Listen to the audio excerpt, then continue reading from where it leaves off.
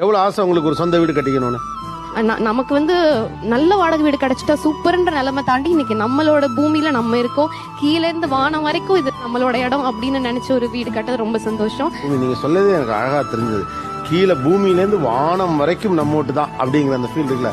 நீங்க தூங்கி எந்திரிச்சு பார்த்தா, விடிஞ்சு பார்த்தா நீங்க உங்க சொந்த வீட்டுல படுத்திருக்கீங்க. எப்படி இருந்தது அந்த ஃபீல்? அந்த சூரிய கதிர்களே அந்த ஜன்னல்